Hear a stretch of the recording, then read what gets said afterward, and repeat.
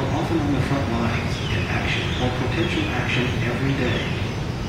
PT boat service was the Navy's equivalent of the infantry, doing the close-in fighting needed for victory. The first prototype PT boats evolved from the U.S. Navy competition in the 1930s. 3 manufacturers were selected to build the boats. These were Elco, Huggins, and Higgins. The boats and their weapons evolved during the war. This Higgins boat is shown in a typical mid-war configuration. PT boats were built entirely out of wood, and Higgins boats were made of mahogany. Fast and lethal, PT boats were powered by 3 12-cylinder Packard marine engines, one of which you see to your right. Each engine was capable of producing between 1,200 and 1,500 horsepower. A PT boat could go from 10 to 45 miles per hour in 11 seconds, and in calm seas, a boat could exceed 50 miles per hour, or 43 knots. A PT boat's gas tanks were the favorite targets of Japanese aircraft. A PT boat carried about 3,000 gallons of 100-octane gasoline stored in 2 large tanks amidships.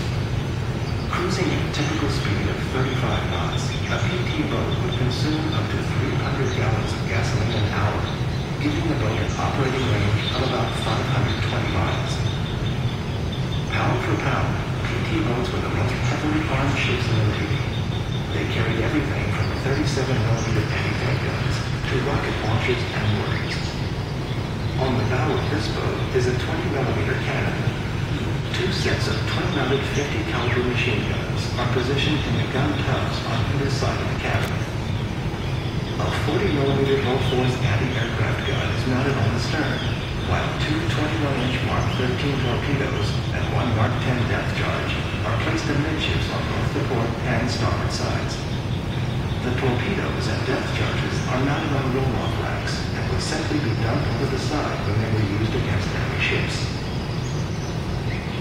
660 PT boats were built during the war, with 600 going into service. 35 were given to Russia as part of Lend-Lease. Most PT boats were burned after the war.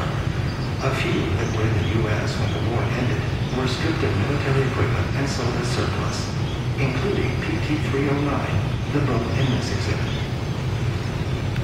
PT-309 had served for 18 months in the Mediterranean, where she fired over 100 torpedoes, helped sink 5 enemy ships, and captured an Italian MAS boat, the Axis version of the PT boat. After the end of the war in Europe, PT-309 and its squadron were sent back to the U.S. to be refitted before being transferred to the Pacific. The end of the Pacific War made the transfer unnecessary. The museum purchased PT-309 in 1994, restored it, and brought it to this exhibit in 2001. This boat is preparing to leave for its nightly patrol to deny Japanese barges and landing craft access to nearby islands. Let's listen as the crew gets ready. Skipper, it's awful hot tonight. Can we wear shorts and skivvies out on patrol? No. Everyone is going to wear long sleeves and pants. If we get hit, I want as little skin exposed to flash burners as possible. And keep your K-Hawk and helmet close by so you can get to them fast if I yell general quarters. Aye, aye, Mr. Prescott. Quartermaster, enter in the log that our full crew is aboard and that Chief Fisk will be along to test those mufflers I've been complaining about. Aye, sir. Wallace, since this is Watson's first patrol, make sure you show him how to start those engines correctly. Will do, Mr. Prescott.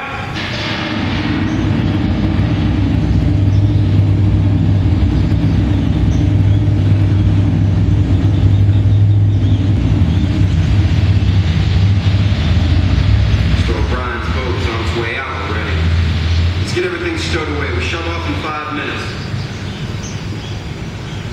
As this boat prepares to depart the base, you may do the same by going through the door at the other end of the building and proceeding along the sidewalk to an American beachhead on a Japanese-occupied island. All right, so we have questions.